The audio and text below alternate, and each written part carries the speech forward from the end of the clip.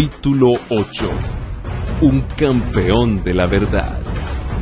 Un nuevo emperador, Carlos V, había ascendido al trono de Alemania, y los emisarios de Roma se apresuraron a prestarle sus plácemes y procuraron que el monarca emplease su poder contra la reforma. Por otra parte, el elector de Sajonia, con quien Carlos tenía una gran deuda por su exaltación al trono, le rogó que no tomase medida alguna contra Lutero sin antes haberle oído. De este modo, el emperador se hallaba en embarazosa situación que le dejaba perplejo. Los papistas no se darían por contentos sino con un edicto imperial que sentenciase a muerte a Lutero. El elector había declarado terminantemente que ni su majestad imperial, ni otro ninguno había demostrado que los escritos de Lutero hubiesen sido refutados y por este motivo pedía que el doctor Lutero, provisto de un salvoconducto, pudiese comparecer ante jueces sabios, piadosos e imparciales. La atención general se fijó en la reunión de los estados alemanes convocada en Worms a poco de haber sido elevado Carlos al trono. Varios asuntos políticos importantes tenían que ventilarse en dicha dieta, en que por primera vez los príncipes de Alemania iban a ver a su joven monarca presidir una asamblea deliberativa. De todas partes del imperio acudieron los altos dignatarios de la Iglesia y del Estado, nobles hidalgos, señores de elevada jerarquía, poderosos y celosos de sus derechos hereditarios, representantes del alto clero que ostentaban su categoría y superioridad, palaciegos seguidos de sus guardas armados, y embajadores de tierras extrañas y lejanas. Todos se juntaron en Worms. Con todo, el asunto que despertaba más interés en aquella vasta asamblea era la causa del reformador sajón. Carlos había encargado ya de antemano al elector que trajese a Lutero ante la dieta, asegurándole protección y prometiendo disponer una discusión libre con gente competente para debatir los motivos de la disidencia. Lutero por su parte ansiaba comparecer ante el monarca. Su salud por entonces no estaba muy buena. No obstante, escribió al elector: «Si no puedo ir a Worms, bueno y sano, me haré llevar enfermo allá, porque si el emperador me llama, no puedo dudar que sea un llamamiento de Dios. Si quieren usar de violencia contra mí, lo cual parece probable, puesto que no es para instruirse por lo que me hacen comparecer, lo confío todo en manos del Señor. Aún vive y reina el que conservó ilesos a los mancebos en la hornalla. Si no me quieren salvar, poco vale mi vida. Impidamos solamente que el Evangelio sea expuesto al vilipendio de los impíos y derramemos nuestra sangre por él para que no triunfen. ¿Será acaso mi vida o mi muerte la que más contribuirá a la salvación de todos? Esperadlo todo de mí, menos la fuga y la retractación. Huir no puedo y retractarme mucho menos». La noticia de que Lutero comparecería ante la dieta circuló en Worms y despertó una agitación general. Aleandro, a quien como legado del Papa se le había confiado el asunto de una manera especial, se alarmó y enfureció. Preveía que el resultado sería desastroso para la causa del papado. Hacer investigaciones en un caso sobre el cual el Papa había dictado ya sentencia condenatoria era tanto como discutir la autoridad del soberano pontífice. Además de esto, temía que los elocuentes y poderosos argumentos de este hombre apartasen de la causa del Papa a muchos de los príncipes. En consecuencia, insistió mucho cerca de Carlos en que Lutero no compareciese en Worms. Por este mismo tiempo se publicó la bula de excomunión contra Lutero, y esto, unido a las gestiones del legado, hizo ceder al emperador, quien escribió al elector diciéndole que si Lutero no quería retractarse debía quedarse en Wittenberg. No bastaba este triunfo para Leandro, el cual siguió intrigando para conseguir también la condenación de Lutero. Con una tenacidad digna de mejor causa, insistía en presentar al reformador, a los príncipes, a los prelados y a varios miembros de la dieta como sedicioso, rebelde, impío y blasfemo. Pero la vehemencia y la pasión de que daba pruebas el legado revelaban a las claras el espíritu de que estaba animado. Es la ira y el deseo de venganza lo que le excita, decían, y no el celo y la piedad. La mayoría de los miembros de la dieta estaban más dispuestos que nunca a ver con benevolencia la causa del reformador y a inclinarse en su favor.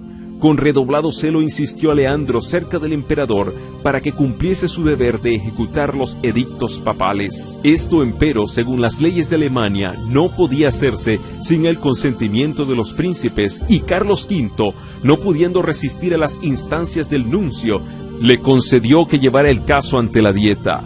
Fue este un día de orgullo para el nuncio.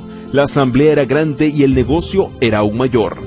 Leandro iba a alegar en favor de Roma, madre y señora de todas las iglesias. Iba a defender al primado de San Pedro ante los principados de la cristiandad. Tenía el don de la elocuencia y esta vez se elevó a la altura de la situación. Quiso la providencia que ante el tribunal más augusto Roma fuese defendida por el más hábil de sus oradores antes de ser condenada. Los que amparaban la causa de Lutero preveían de antemano, no sin recelo, el efecto que produciría el discurso del legado. El elector de Sajonia no se hallaba presente, pero por indicación suya habían concurrido algunos de sus cancilleres para tomar nota del discurso de Aleandro. Con todo el poder de la instrucción y la elocuencia se propuso a Aleandro derrocar la verdad. Arrojó contra Lutero cargo sobre cargo, acusándole de ser enemigo de la Iglesia y del Estado, de vivos y muertos, de clérigos y laicos, de concilios y cristianos en particular. Hay, dijo, en los errores de Lutero motivo para quemar a 100.000 herejes. En conclusión, procuró vilipendiar a los adherentes de la fe reformada, diciendo: ¿qué son todos estos luteranos? Un puñado de gramáticos insolentes, de sacerdotes enviciados, de frailes disolutos, abogados ignorantes, nobles degradados y populacho pervertido y seducido. Cuánto más numeroso, más hábil, más poderoso es el partido católico. Un decreto unánime de esta ilustre asamblea iluminará a los sencillos, advertirá a los incautos, decidirá a los que dudan, fortalecerá a los débiles. Estas son las armas que en todo tiempo han esgrimido los enemigos de la verdad. Estos son los mismos argumentos que presentan hoy los que sostienen el error para combatir a los que propagan las enseñanzas de la palabra de Dios. ¿Quiénes son estos predicadores de nuevas doctrinas? Exclaman los que abogan por la religión popular. Son indoctos, escasos en número y los más pobres de la sociedad, y con todo pretenden tener la verdad y ser el pueblo escogido de Dios. Son ignorantes que se han dejado engañar. ¿Cuán superior es en número y en influencia nuestra iglesia? ¿Cuántos hombres grandes e ilustrados hay entre nosotros? ¿Cuánto más grande es el poder que está de nuestra parte? Estos son los argumentos que más sacan a relucir y que parecen tener influencia en el mundo, pero que no son ahora de más peso que en los días del gran reformador. La reforma no terminó, como muchos lo creen, al concluir la vida de Lutero. Tiene aún que seguir hasta el fin del mundo. Lutero tuvo una gran obra que hacer, la de dar a conocer a otros la luz que Dios hiciera brillar en su corazón, pero él no recibió toda la luz que iba a ser dada al mundo. Desde aquel tiempo hasta hoy y sin interrupción, nuevas luces han brillado sobre las Escrituras y nuevas verdades han sido dadas a conocer. Honda fue la impresión que produjo en la asamblea el discurso del legado. No hubo ningún Lutero para refutar los cargos del campeón papal con las verdades convincentes y sencillas de la palabra de Dios. Ningún esfuerzo se hizo para defender al reformador. Se manifestaba una disposición general, no solo para condenarlo junto con las doctrinas que enseñaba, sino para arrancar de raíz la herejía.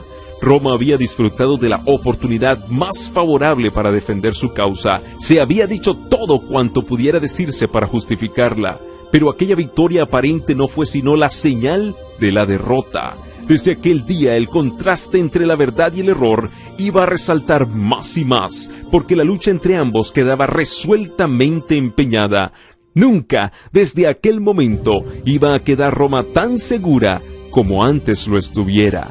En tanto que la mayoría de los miembros de la Dieta no hubieran vacilado en entregar a Lutero a la venganza de Roma, no eran pocos los que echaban de ver con dolor la corrupción que prevalecía en la Iglesia y deseaban que se concluyera con los abusos que sufría el pueblo alemán como consecuencia de la degradación e inmoralidad del clero.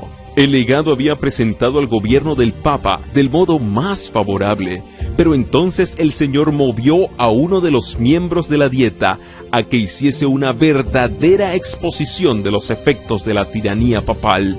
con noble firmeza el duque Jorge de Sajonia se levantó ante aquella asamblea de príncipes y expuso con aterradora exactitud los engaños y las abominaciones del papado y sus fatales consecuencias.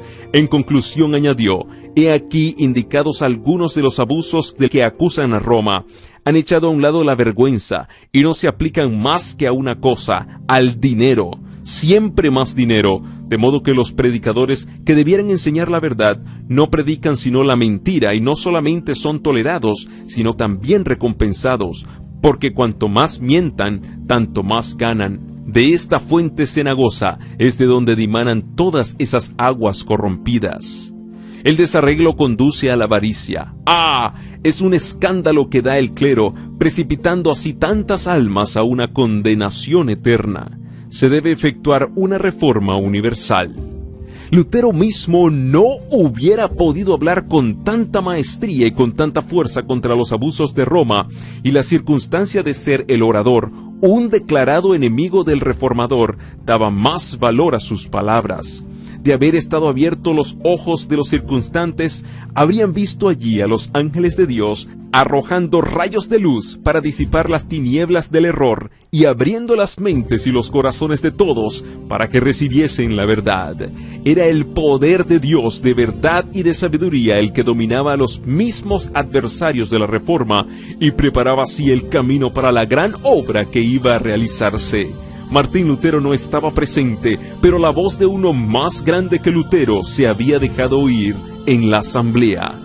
La Dieta nombró una comisión encargada de sacar una lista de todas las opresiones papales que agobiaban al pueblo alemán.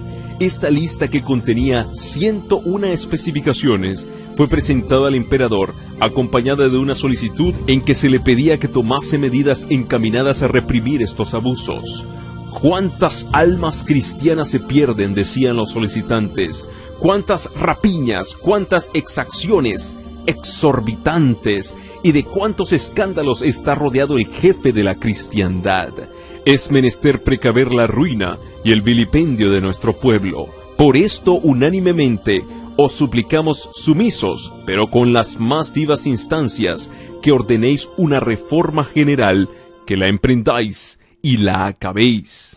El concilio pidió entonces que compareciese ante él el reformador. A pesar de las intrigas, protestas y amenazas de Aleandro, el emperador consintió al fin y Lutero fue citado a comparecer ante la Dieta.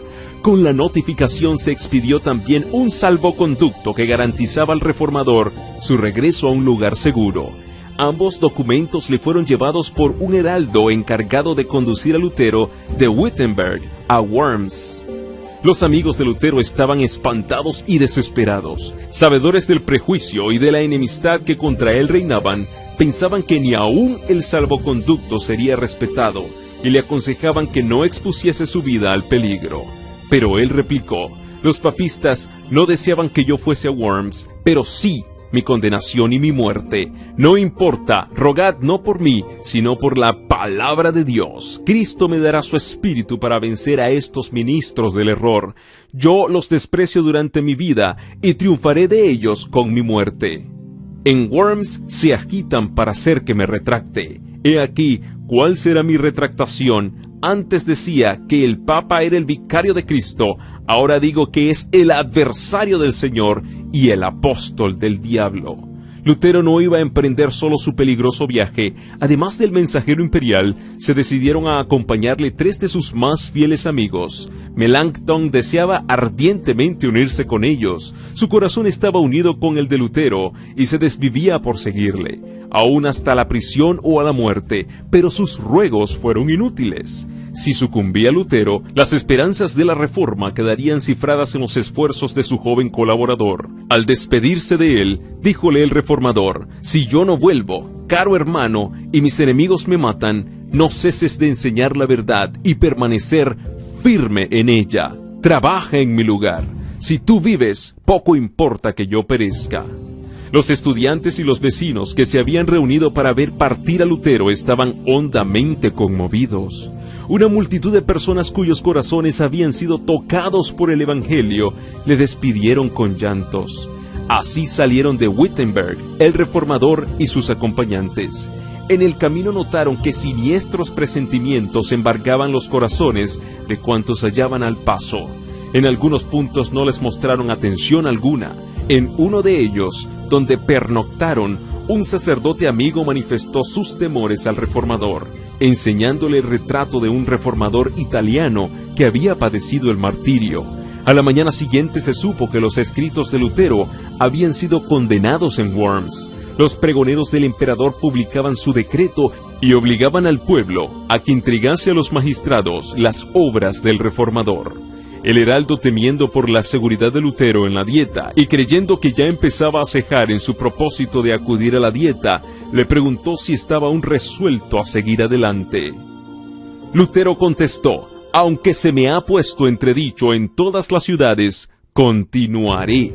En Erfurt, Lutero fue recibido con honra. Rodeado por multitudes que le admiraban, cruzó aquellas mismas calles que antes recorriera tan a menudo con su bolsa de limosnero.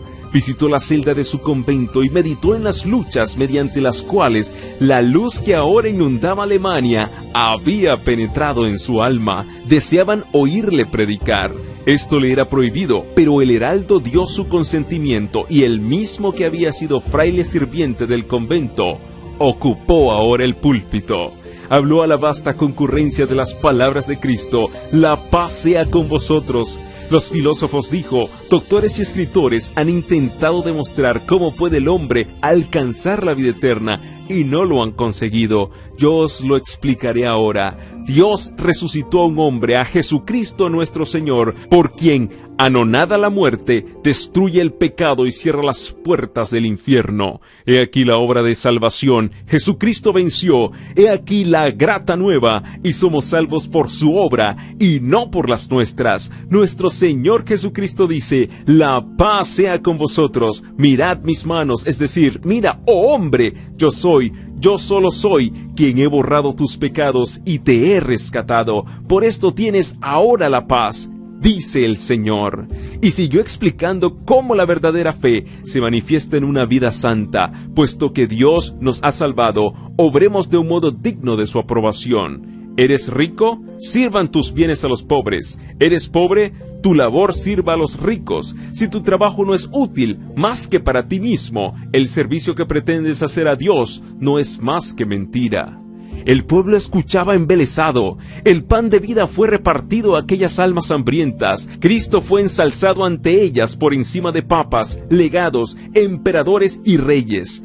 No dijo Lutero una palabra tocante a su peligrosa situación. No quería hacerse objeto de los pensamientos y de las simpatías. En la contemplación de Cristo se perdía de vista a sí mismo, se ocultaba detrás del hombre del Calvario y solo procuraba presentar a Jesús como redentor de los pecadores. El reformador prosiguió su viaje siendo agasajado en todas partes y considerado con gran interés. Las gentes salían presurosas a su encuentro y algunos amigos le ponían en guardia contra el propósito hostil que respecto de él acariciaban los romanistas. «Os echarán en una hoguera», le decían, «y os reducirán a cenizas como lo hicieron con Juan Hus». Él contestaba: «Aun cuando encendiesen un fuego que se extendiera desde Worms hasta Wittenberg y se elevara hasta el cielo, lo atravesaría en el nombre del Señor. Compareceré ante ellos, entraré en la boca de ese behemoth, romperé sus dientes y confesaré a nuestro Señor Jesucristo».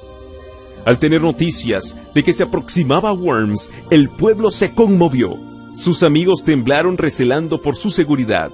Los enemigos temblaron porque desconfiaban del éxito de su causa. Se hicieron los últimos esfuerzos para disuadir a Lutero de entrar en la ciudad. Por instigación de los papistas, se le instó a hospedarse en el castillo de un caballero amigo, en donde, se aseguraba, todas las dificultades podían arreglarse pacíficamente. Sus amigos se esforzaron por despertar temores en él, describiéndole los peligros que le amenazaban. Todos sus esfuerzos fracasaron. Lutero, sin inmutarse, dijo: «Aunque haya tantos diablos en Worms, cuantas tejas hay en los techos, entraré allí». Cuando llegó a Worms, una enorme muchedumbre se agolpó a las puertas de la ciudad para darle la bienvenida. No se había reunido un concurso tan grande para saludar la llegada del emperador mismo. La agitación era intensa, y de en medio del gentío se elevó una voz quejumbrosa que cantaba una endecha fúnebre, como tratando de avisar a Lutero de la suerte que le estaba reservada. «Dios será mi defensa», dijo él, al apearse de su carruaje. Los papistas no creían que Lutero se atrevería a comparecer en Worms, y su llegada a la ciudad fue para ellos motivo de profunda consternación. El emperador citó inmediatamente a sus consejeros para acordar lo que debía hacerse. Uno de los obispos, fanático papista, dijo: «Mucho tiempo hace que nos hemos consultado sobre este asunto. Deshágase pronto de este hombre vuestra majestad imperial. ¿No hizo quemar Segismundo a Juan Hus? Nadie está obligado a conceder ni a respetar un salvoconducto dado a un hereje». «No», dijo el emperador, «lo que uno ha prometido es menester cumplirlo». Se convino entonces en que el reformador sería oído. Todos ansiaban ver a aquel hombre tan noble y en inmenso número se agolparon junto a la casa en donde se hospedaba. Hacía poco que Lutero se había repuesto de la enfermedad que poco antes le aquejara. Estaba debilitado por el viaje que había durado 2 semanas enteras. Debía prepararse para los animados acontecimientos del día siguiente y necesitaba quietud y reposo. Era tan grande la curiosidad que tenían todos por verlo, que no bien había descansado unas pocas horas cuando llegaron a la posada de Lutero condes, varones, caballeros, hidalgos, eclesiásticos y ciudadanos que ansiaban ser recibidos por él. Entre estos visitantes se contaban algunos de aquellos nobles que con tanta bizarría pidieran al emperador que emprendiera una reforma de los abusos de la Iglesia y que, decía Lutero, habían sido libertados por mi evangelio. Todos, amigos como enemigos, venían a ver al monje indómito, que los recibía con inalterable serenidad y a todos contestaba con saber y dignidad. Su porte era distinguido y resuelto, su rostro delicado y pálido dejaba ver huellas de cansancio y enfermedad, a la vez que una mezcla de bondad y gozo. Sus palabras, impregnadas de solemnidad y profundo fervor, le daban un poder que sus mismos enemigos no podían resistir. Amigos y enemigos estaban maravillados. Algunos estaban convencidos de que le asistía una fuerza divina. Otros decían de él lo que los fariseos decían de Cristo: demonio tiene. Al día siguiente de su llegada, Lutero fue citado a comparecer ante la Dieta. Se nombró a un dignatario imperial para que lo condujese a la sala de audiencias, a la que llegaron no sin dificultad. Todas las calles estaban obstruidas por el gentío que se agolpaba en todas partes, curioso de conocer al monje que se había atrevido a resistir la autoridad del Papa. En el momento en que se entraba en la presencia de sus jueces, un viejo general, héroe de muchas batallas, le dijo en tono bondadoso: «Frailecito, frailecito, haces frente a una empresa tan ardua que ni yo ni otros capitanes hemos visto jamás tal en nuestros más sangrientos combates. Pero si tu causa es justa, y si estás convencido de ello, avanza en nombre de Dios, y nada temas, Dios no te abandonará». Abriéronse por fin ante él las puertas del concilio. El emperador ocupaba el trono, rodeado de los más ilustres personajes del imperio. Ningún hombre compareció jamás ante una asamblea tan imponente como aquella ante la cual compareció Martín Lutero para dar cuenta de su fe. Esta comparecencia era ya un manifiesto triunfo conseguido sobre el papismo. El Papa había condenado a este hombre, y él se hallaba ante un tribunal que se colocaba así sobre el Papa. El Papa le había puesto en entredicho y expulsado de toda sociedad humana, y sin embargo se le había convocado con términos honrosos e introducido ante la más augusta asamblea del universo. El Papa le había impuesto silencio. Él iba a hablar delante de miles de oyentes reunidos de los países más remotos de la cristiandad. Una revolución sin límites se había cumplido así por medio de Lutero. Roma bajaba ya de su trono y era la palabra de un fraile la que le hacía descender. Al verse ante tan augusta asamblea, el reformador de humilde cuna pareció sentirse cohibido.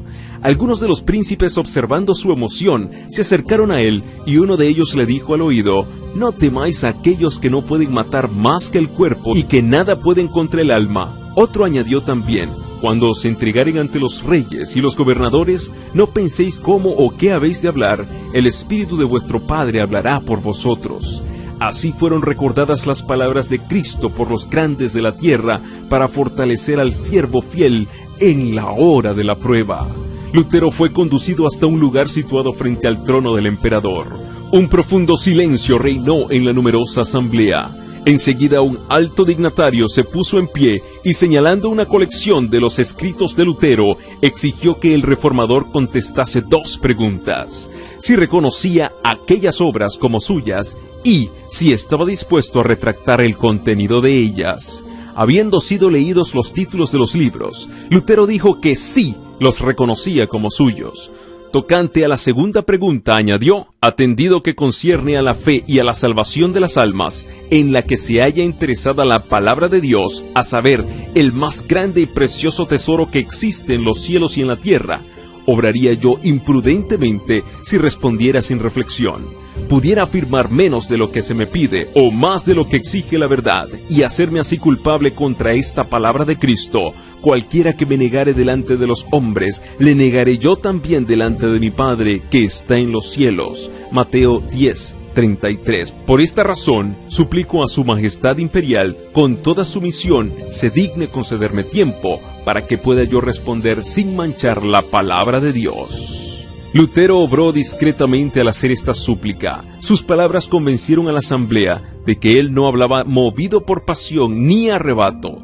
Esta reserva, esta calma tan sorprendente en semejante hombre, acreció su fuerza y le preparó para contestar más tarde con una sabiduría, una firmeza y una dignidad que iban a frustrar las esperanzas de sus adversarios y confundir su malicia y su orgullo. Al día siguiente debía comparecer de nuevo para dar su respuesta final. Por unos momentos, al verse frente a tantas fuerzas que hacían causa común contra la verdad, sintió desmayar su corazón. Flaqueaba su fe, sintióse presa del temor y horror. Los peligros se multiplicaban ante su vista y parecía que sus enemigos estaban cercanos al triunfo y que las potestades de las tinieblas iban a prevalecer. Las nubes se amontonaban sobre su cabeza y le ocultaban la faz de Dios. Deseaba con ansia estar seguro de que el Señor de los ejércitos le ayudaría. Con el ánimo angustiado se postró en el suelo y con gritos entrecortados que solo Dios podía comprender exclamó: «Dios Todopoderoso, Dios Eterno, cuán terrible es el mundo, cómo abre la boca para tragarme y qué débil es la confianza que tengo en ti. Si debo confiar en lo que es poderoso según el mundo, estoy perdido. Está tomada la última resolución y está pronunciada la sentencia. Oh Dios mío, asísteme contra toda la sabiduría del mundo. Hazlo tú solo, porque no es obra mía, sino tuya. Nada tengo que hacer aquí, nada tengo que combatir contra estos grandes del mundo, mas es tuya la causa, y ella es justa y eterna. Oh Señor, sé mi ayuda, Dios fiel, Dios inmutable. No confío en ningún hombre, pues sería en vano, por cuanto todo lo que procede del hombre fallece. Me elegiste para esta empresa. Permanece a mi lado en nombre de tu Hijo muy amado Jesucristo, el cual es mi defensa, mi escudo y mi fortaleza». Una sabia providencia permitió a Lutero apreciar debidamente el peligro que le amenazaba, para que no confiase en su propia fuerza y se arrojase al peligro con temeridad y presunción. Sin embargo, no era el temor del dolor corporal, ni de las terribles torturas que le amenazaban, ni la misma muerte que parecía tan cercana lo que le abrumaba y le llenaba de terror. Había llegado el momento crítico y no se sentía capaz de hacerle frente. Temía que por su debilidad la causa de la verdad se malograra. No suplicaba a Dios por su propia seguridad, sino por el triunfo del Evangelio. La angustia que sintiera Israel en aquella lucha nocturna que sostuviera a orillas del arroyo solitario era la que él sentía en su alma, y lo mismo que Israel, Lutero prevaleció con Dios. En su desamparo, su fe se cifró en Cristo, el poderoso libertador. Sintióse fortalecido con la plena seguridad de que no comparecería solo ante el concilio. La paz volvió a su alma e inundóse de gozo su corazón al pensar que iba a ensalzar a Cristo ante los gobernantes de la nación. Con el ánimo puesto en Dios, se preparó Lutero para la lucha que le aguardaba. Meditó un plan de defensa, examinó pasajes de sus propios escritos y sacó pruebas de las Santas Escrituras para sustentar sus proposiciones. Luego, colocando la mano izquierda sobre la Biblia, que estaba abierta delante de él, alzó la diestra hacia el cielo y juró permanecer fiel al Evangelio y confesar libremente su fe, aunque tuviese que sellar su confesión con su sangre. Cuando fue llevado nuevamente ante la dieta, no revelaba su semblante sombra alguna de temor ni de cortedad. Sereno y manso, a la vez que valiente y digno, presentóse como testigo de Dios entre los poderosos de la tierra. El canciller le exigió que dijese si se retractaba de sus doctrinas. Lutero respondió del modo más sumiso y humilde, sin violencia ni apasionamiento. Su porte era correcto y respetuoso, si bien revelaba en sus modales una confianza y un gozo que llenaban de sorpresa a la asamblea. Serenísimo emperador, ilustres príncipes, benignísimos señores, dijo Lutero, comparezco humildemente hoy ante vosotros, según la orden que se me comunicó ayer, suplicando por la misericordia de Dios a vuestra majestad y a vuestras augustas altezas se dignen escuchar bondadosamente la defensa de una causa acerca de la cual tengo la convicción que es justa y verdadera. Si falto por ignorancia a los usos y conveniencias de las cortes, perdonádmelo, pues no he sido educado en los palacios de los reyes, sino en la obscuridad del claustro. Entrando luego en el asunto pendiente, hizo constar que sus escritos no eran todos del mismo carácter. En algunos había tratado de la fe y de las buenas obras, y aún sus enemigos los declaraban no solo inofensivos, sino hasta provechosos. Retractarse de ellos, dijo, sería condenar verdades que todo el mundo se goza en confesar. En otros escritos exponía los abusos y la corrupción del papado. Revocar lo que había dicho sobre el particular equivaldría a infundir nuevas fuerzas a la tiranía de Roma y abrir tan grandes impiedades a una puerta aún más ancha. Finalmente había una tercera categoría de escritos en que atacaba a simples particulares que querían defender los males reinantes. En cuanto a esto, confesó francamente que los había atacado con más acritud de lo debido. No se declaró inocente, pero tampoco podía retractar dichos libros sin envalentonar a los enemigos de la verdad, dándoles ocasión para despedazar con mayor crueldad al pueblo de Dios. Sin embargo, añadió, soy un simple hombre y no Dios. Por consiguiente, me defenderé como lo hizo Jesucristo al decir, si he hablado mal, dadme testimonio del mal. Os conjuro por el Dios de las misericordias a vos, serenísimo emperador, y a vosotros, ilustres príncipes, y a todos los demás, de alta o baja graduación, a que me probéis por los escritos de los profetas y de los apóstoles, que he errado. Así que me hayáis convencido, retractaré todos mis errores y seré el primero en echar mano de mis escritos para arrojarlos a las llamas.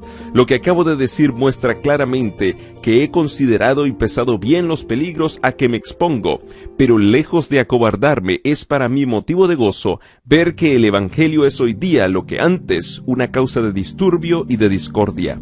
Este es el carácter y el destino de la palabra de Dios. No vine a traeros paz, sino guerra, dijo Jesucristo. Dios es admirable y terrible en sus juicios. Temamos que al pretender reprimir las discordias, persigamos la palabra de Dios y hagamos caer sobre nosotros un diluvio de irresistibles peligros, desastres presentes y desolaciones eternas. Yo pudiera citar ejemplos sacados de la Sagrada Escritura y hablaros de Faraón, de los reyes de Babilonia y de los de Israel, quienes jamás obraron con más eficacia para su ruina que cuando por consejos, en apariencia muy sabios, pensaban consolidar su imperio. Dios remueve las montañas y las derriba antes que lo perciban. Lutero había hablado en alemán, se le pidió que repitiera su discurso en latín, y aunque rendido por el primer esfuerzo, hizo lo que se le pedía y repitió su discurso en latín con la misma energía y claridad que la primera vez. La providencia de Dios dirigió este asunto. La mente de muchos de los príncipes estaba tan cegada por el error y la superstición que la primera vez no apreciaron la fuerza de los argumentos de Lutero, pero al repetirlos el orador pudieron darse mejor cuenta de los puntos desarrollados por él. Aquellos que cerraban obstinadamente los ojos para no ver la luz, resueltos ya a no aceptar la verdad, se llenaron de ira al oír las poderosas palabras de Lutero. Tan luego como hubo dejado de hablar, el que tenía que contestar en nombre de la Dieta le dijo con indignación: «No habéis respondido a la pregunta que se os ha hecho. Se exige de vos una respuesta clara y precisa. ¿Queréis retractaros, sí o no?». El reformador contestó: «Ya que su Serenísima Majestad y sus Altezas exigen de mí una respuesta sencilla, clara y precisa, voy a darla, y es esta. Yo no puedo someter mi fe ni al Papa ni a los concilios, porque es tan claro como la luz del día que ellos han caído muchas veces en el error, así como en muchas contradicciones consigo mismos. Por lo cual, si no se me convence con testimonios bíblicos o con razones evidentes, y si no se me persuade con los mismos textos que yo he citado, y si no sujetan mi conciencia a la palabra de Dios, yo no puedo ni quiero retractar nada, por no ser digno de un cristiano hablar contra su conciencia. Heme aquí, no me es dable hacerlo de otro modo. Que Dios me ayude. Amén». Así se mantuvo este hombre recto en el firme fundamento de la palabra de Dios. La luz del cielo iluminaba su rostro, la grandeza y pureza de su carácter, el gozo y la paz de su corazón eran manifiestos a todos los que le oían dar su testimonio contra el error y veían en él esa fe que vence al mundo. La asamblea entera quedó un rato muda de asombro. La primera vez había hablado Lutero en tono respetuoso y bajo, en actitud casi sumisa. Los romanistas habían interpretado todo esto como prueba evidente de que el valor empezaba a faltarle. Se habían figurado que la solicitud de un plazo para dar su contestación equivalía al preludio de su retractación. Carlos mismo, al notar, no sin desprecio, el hábito raído del fraile, su actitud tan llana, la sencillez de su oración, había exclamado: «Por cierto, no será este monje el que me convierta en hereje». Empero el valor y la energía que esta vez desplegara, así como la fuerza y la claridad de sus argumentaciones, los dejaron a todos sorprendidos. El emperador, lleno de admiración, exclamó entonces: «El fraile habla con un corazón intrépido y con inmutable valor». Muchos de los príncipes alemanes veían con orgullo y satisfacción a este representante de su raza. Los partidarios de Roma estaban derrotados, su causa ofrecía un aspecto muy desfavorable. Procuraron conservar su poderío, no por medio de las escrituras, sino apelando a las amenazas, como lo hace siempre Roma en semejantes casos. El orador de la Dieta dijo: «Si no te retractas, el emperador y los estados del imperio verán lo que debe hacerse con un hereje obstinado». Los amigos de Lutero, que habían oído su noble defensa, poseídos de sincero regocijo, temblaron al oír las palabras del orador oficial. Pero el doctor mismo, con toda calma, repuso: «Dios me ayude, porque de nada puedo retractarme». Se indicó a Lutero que se retirase mientras los príncipes deliberaban.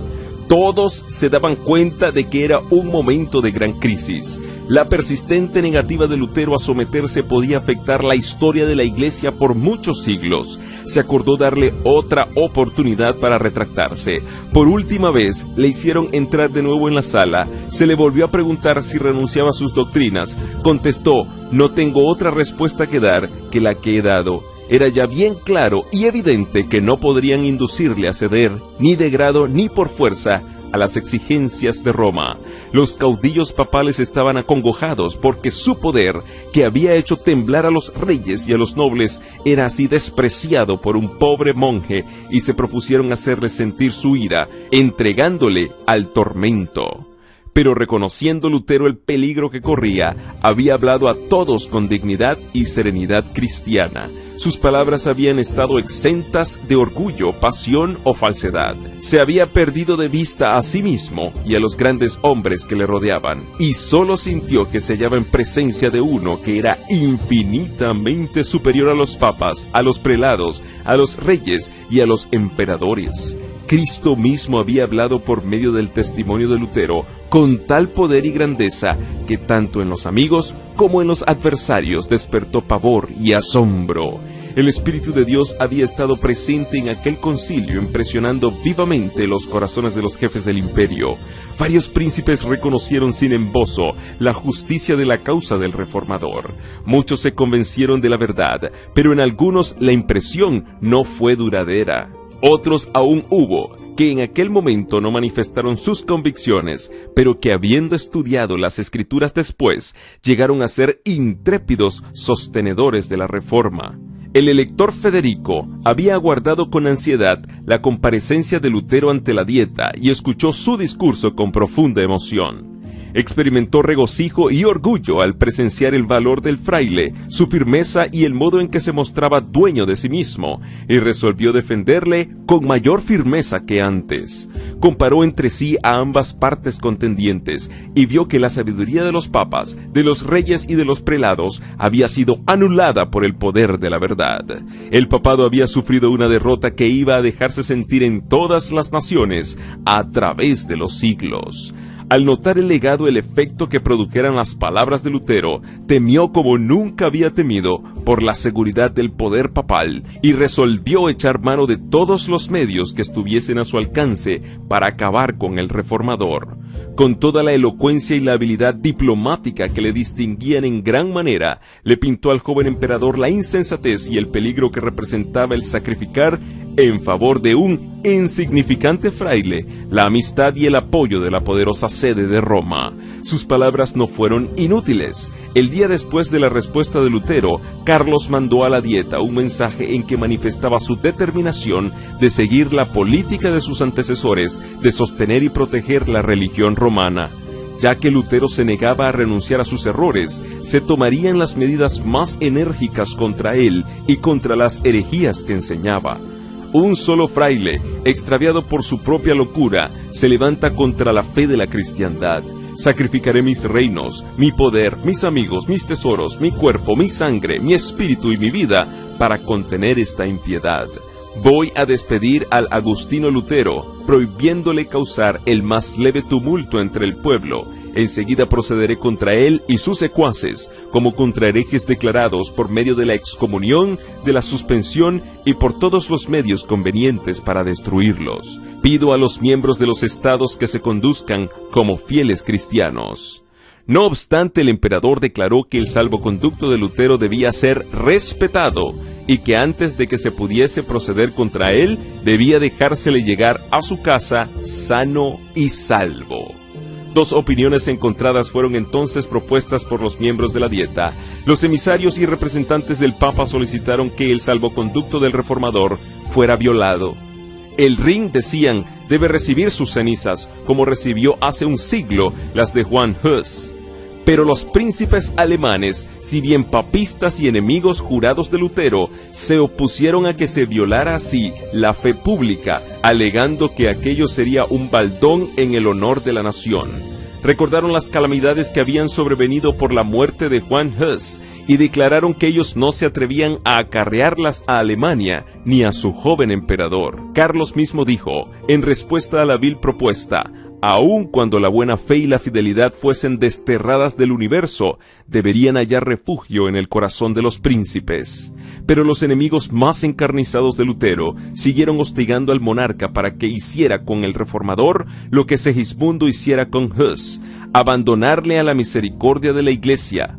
Pero Carlos V evocó la escena en que Hus, señalando las cadenas que le arrojaban, recordó al monarca su palabra que había sido quebrantada y contestó: «Yo no quiero sonrojarme como Segismundo».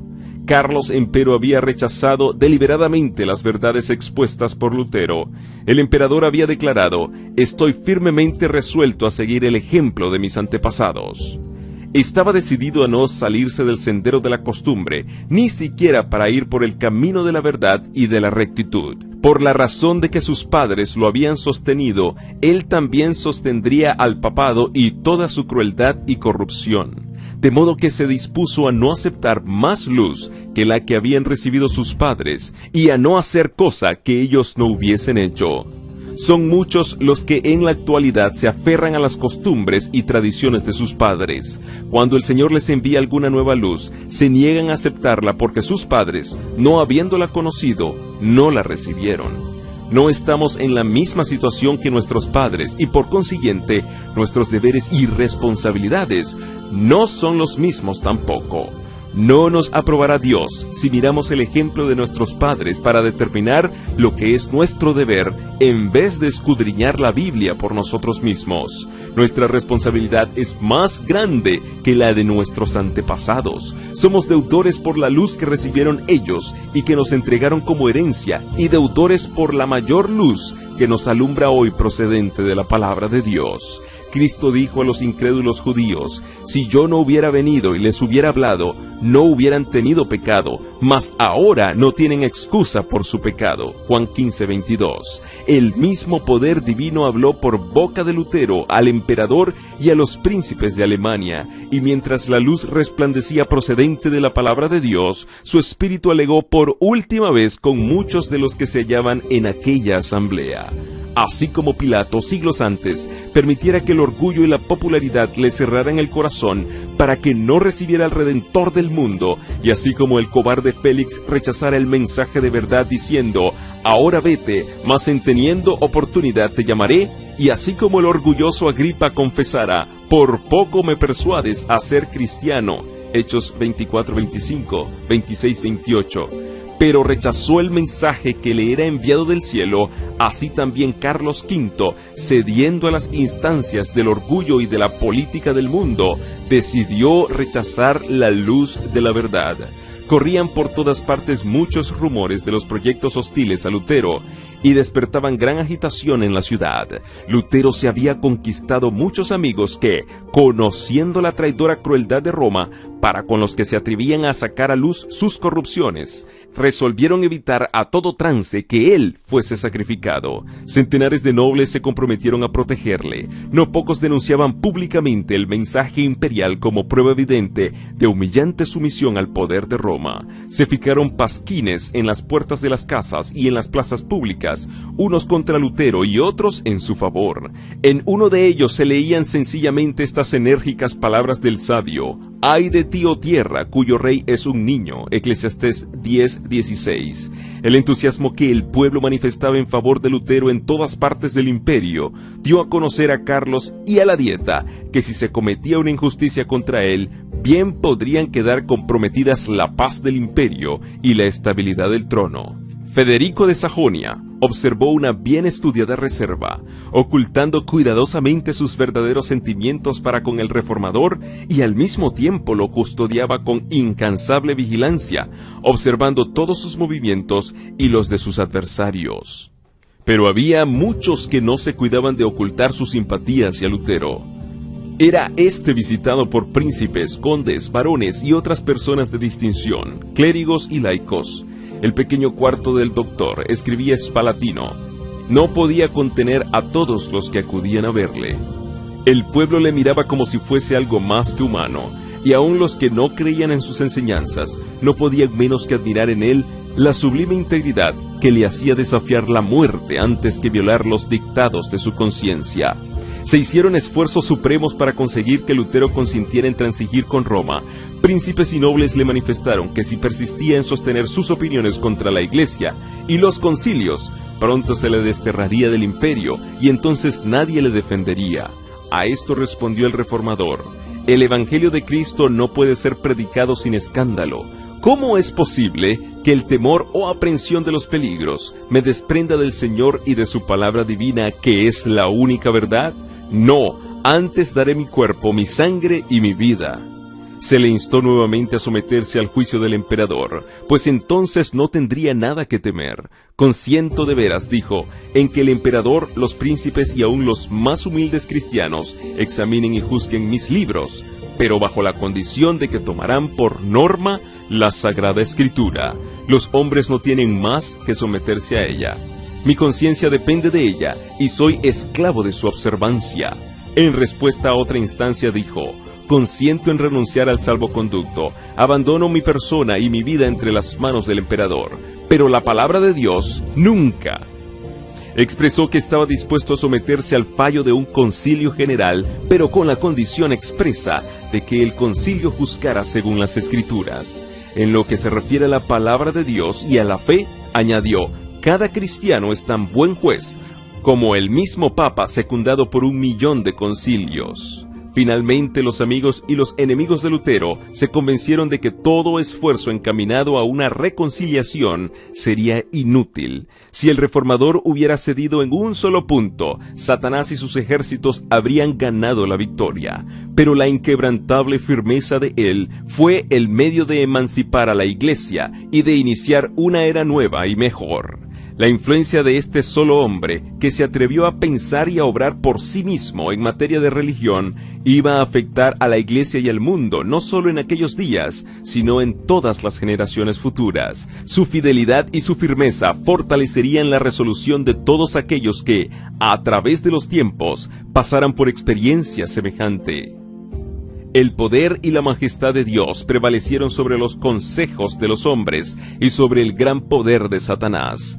Pronto recibió Lutero orden del emperador de volver al lugar de su residencia y comprendió que aquello era un síntoma precursor de su condenación. Nubes amenazantes se cernían sobre su camino, pero al salir de Worms, su corazón rebosaba de alegría y de alabanza. El mismo diablo, dijo él, custodiaba la ciudadela del Papa, mas Cristo abrió en ella una ancha brecha, y Satanás vencido se volvió precisado a confesar que el Señor es más poderoso que él.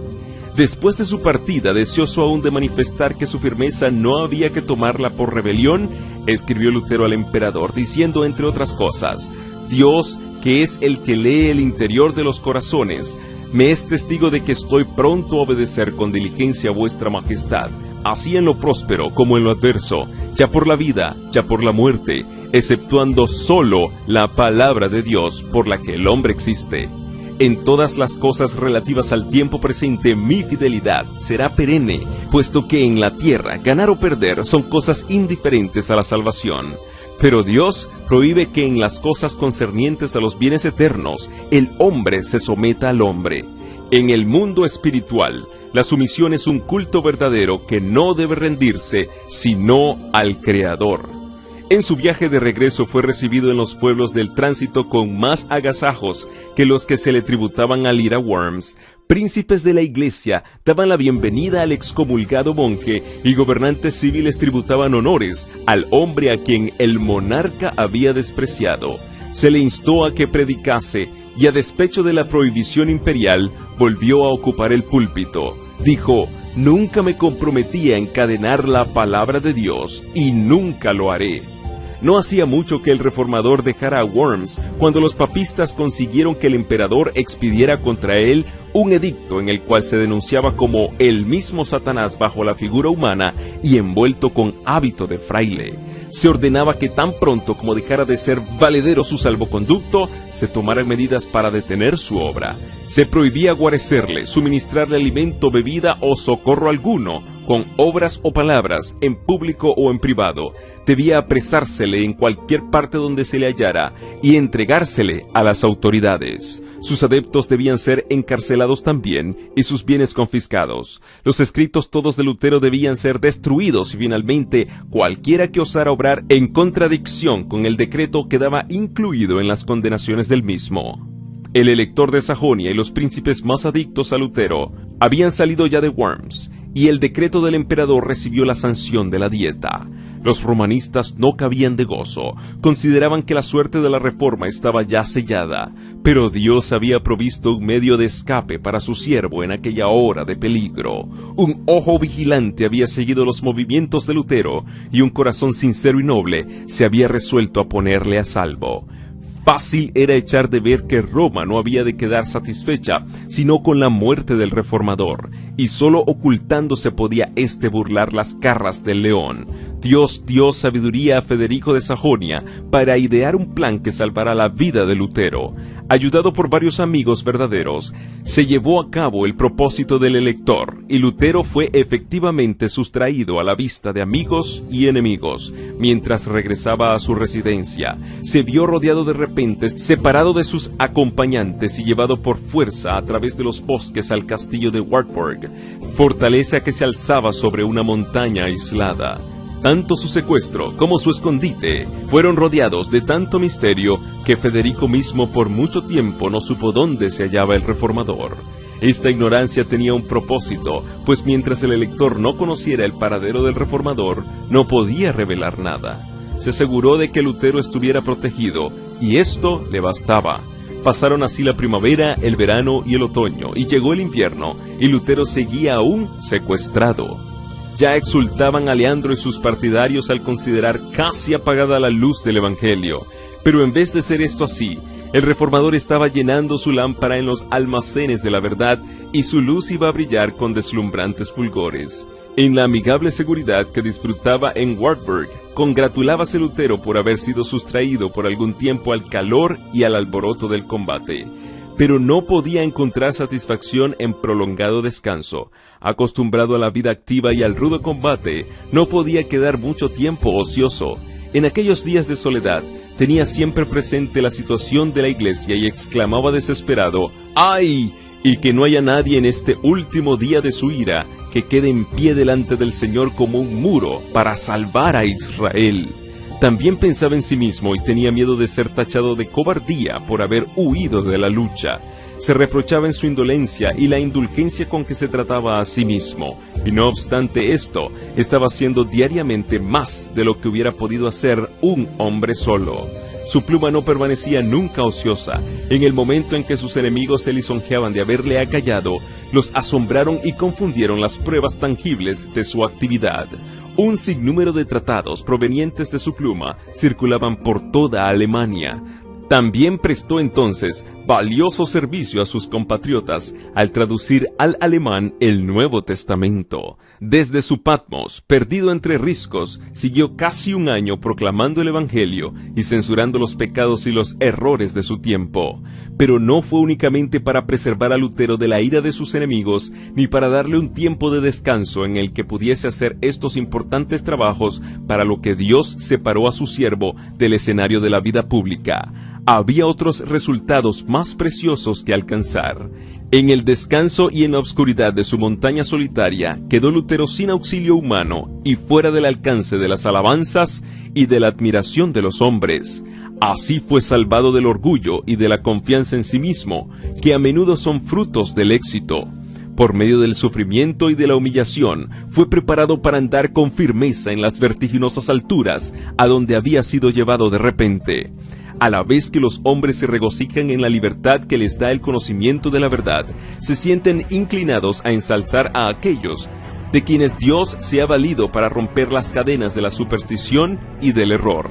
Satanás procura distraer de Dios los pensamientos y los afectos de los hombres y hacer que se fijen en los agentes humanos. Induce a los hombres a dar honra al mero instrumento, ocultándole la mano que dirige todos los sucesos de la providencia.